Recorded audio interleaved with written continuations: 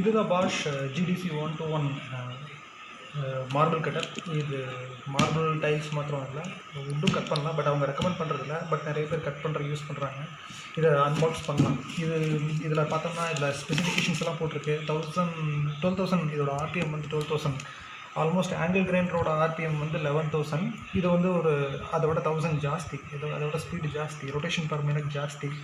அப்புறம் இது வந்து 40 mm டெப்த் வரைக்கும் கட் பண்ண முடியும். இதில் GDC 120 ஒன்று இருக்குது. அது வந்து 35 mm தான் கட் பண்ணும். இது வந்து 40 mm வரைக்கும் கட் பண்ணும். அது GDC 120 வந்து 1200 வாட்ஸ்ன்னு நினைக்கிறேன். இது வந்து 1250 வாட்ஸ். அப்புறம் இதோட பிளேட் சைஸ் வந்து 5 inch. பட் 4 inch பிளேடும் இதுக்கு வந்து ஷூட்டபுளாக இருக்கும். அப்புறம் இது பார்த்தோம்னா எம்ஆர்பி வந்து 5,100 போட்டிருக்காங்க. பட் நான் அமேசானில் வந்து 3,200 சம்திங் இந்த மாதிரி ஆஃபரில் வாங்கினேன். இதோட மற்ற ஸ்பெசிஃபிகேஷன்ஸ் இங்கே போட்டிருக்காங்க. கட்டுற கூட அலன் ரெஞ்ச், அப்புறம் ஒரு பாக்ஸ் பேனர், அப்புறம் வாஷர், ரீடைனிங் வாஷர், அப்புறம் ஒரு ஹெக்ஸகனல் ஸ்க்ரூ, இதெல்லாம் வருதுன்னு போட்டிருக்காங்க. ஓகே, இதை அன்பாக்ஸ் பண்ணுவோம்.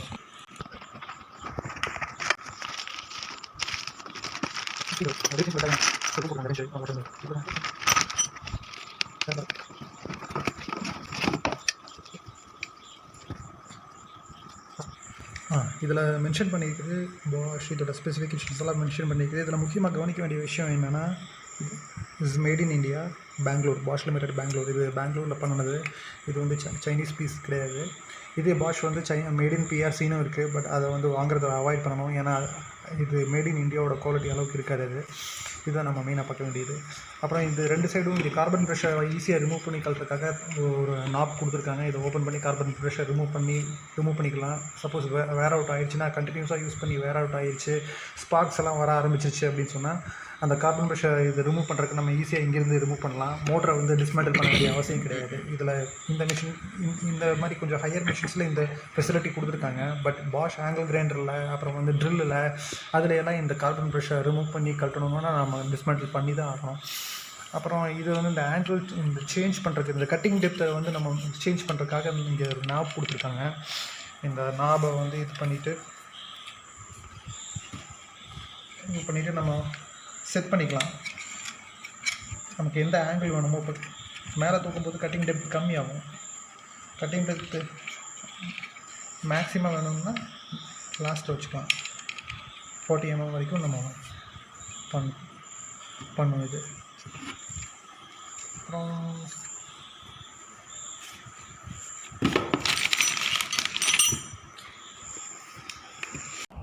இந்த ஸ்டெப் வந்து இந்த க்ரூவில் சீட் ஆகணும். அது மாதிரி நம்ம போட்டுக்குவோம்.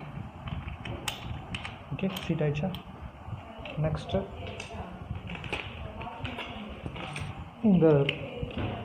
இது உட்கட்ரஸா, இதோட டைரக்ஷன் வந்து இதுதான். இதோட டைரக்ஷன் இப்படி தான் சுற்றும். இந்த கிளாக் வைஸ் டைரக்ஷனில் தான் சுற்றும். பட் இந்த நான் வாங்கின வந்து இப்போ கொஞ்சம் ஆன்டி கிளாக் வைஸில் சுற்றுது. அதனால் இதை ரிவர்ஸ் பண்ணி போட்டுக்கலாம்.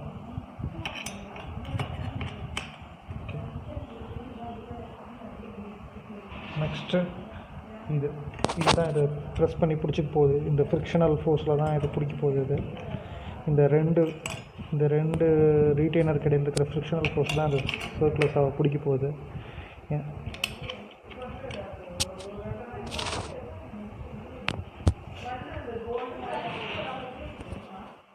அலன் கீ கொடுத்துருக்காங்க, அலன் ஸ்க்ரூ கொடுத்துருக்காங்க. இது வந்து ரைட் ஹேண்டட், அதனால் நம்ம ஆன்டி கிளாக் வைஸ் டைரக்ஷனில் தான் டைப் பண்ணணும், டர்ன் பண்ணி.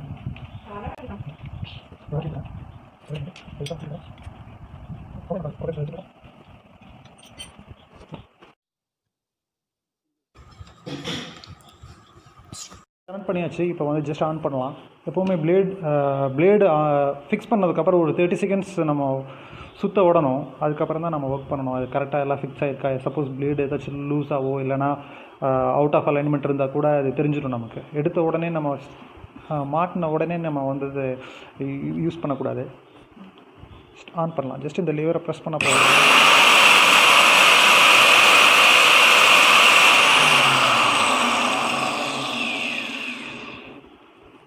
இப்போ ஜஸ்ட் இதை ப்ரெஸ் பண்ணிவிட்டு இந்த பட்டனை, இந்த லிவரை ப்ரெஸ் பண்ணிச்சுன்னா இது லாக் ஆகிக்கும்.